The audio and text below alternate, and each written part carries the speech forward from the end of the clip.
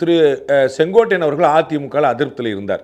அப்போ அவருக்கு என்ன வாய்ப்புன்னு யோசிப்போம். திமுகவுக்கு போக முடியுமா, அதிமுகவில் தொடர முடியுமா, அம்மா மக்கள் முன்னேற்ற கழகத்தில் சேர முடியுமா?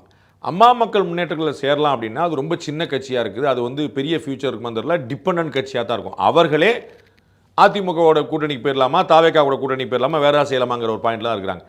ப்ளஸ் அவங்க இன்னும் ஒரு உறுதியான முடிவுக்கும் வரல, ஒரு கான்கிரீட். ஏன்னா திரு டிடிவி அவர்கள் குறிப்பிட்டது போல திரு செங்கோட்டையன் டிடிவி நிறைய முறை பேசியிருக்காங்க. எவ்ரி 2 or 3 டேஸ்க்கு இடையில பேசுகிறாங்க. ஆனால் அவரே ஒரு கான்கிரீட்டான முடிவெடுத்த மாதிரி திரு செங்கோட்டையனுக்கு தோணியிருக்காரு. ஆப்வியஸாக திரு ஓபிஎஸ் அவர்கள்ட்ட ஒரு ஆப்ஷன் இல்லை. அவர் வந்து ஒரு கட்சி இன்னும் அவர் 15 நாள் கெடு கொடுத்து எப்போ அந்த பேசுகிறவங்களாம் கொஞ்சம் சீக்கிரம் பேசுங்கப்பாங்கிறது தான் அந்த 15 நாள், அந்த டிசம்பர் 15க்குள்ளே பண்ணுறேங்கிறது அந்த ஆஃபர் தான். நம்ம கட்சி ஆரம்பிக்கிறது ஏதாவது ஒன்று சொல்லுங்கள், பிஜேபி சும்மா உட்காந்துட்டே இருந்தீங்கன்னு நினைப்போம், ஆக வேண்டிய காரியத்தை பாருங்கப்பா அப்படின்னு குடும்பத்தில் பெரியவங்க சொல்லுவாங்கல்ல, அதை மாதிரி வந்து இப்போ டக்குன்னு ஒரு அடுத்த வேலையை பாருங்கப்பா அப்படிங்கிறது அந்த மெசேஜ். அப்போ இங்கேயே நமக்கு வந்து ஒரு பெரிய ஒரு கிளாரிட்டி இருக்கிற மாதிரி தெரியல. நம்ம டிஎம்கேக்கு போக முடியாது, நம்ம ஏடிஎம்கேல தொடர முடியாது.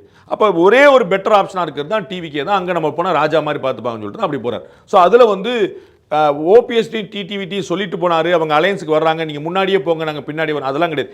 இவர் முன்னாடி போய் அவங்க பின்னாடி வரலாம், அவர்களுக்கு இவர் தூதா இருக்கலாம், ஒரு நல்ல டீல் போட்டு கொடுக்கலாம், அதெல்லாம் வேற விஷயம். ஆனால் இது பேசி வச்சு செஞ்ச விஷயம் இல்லை.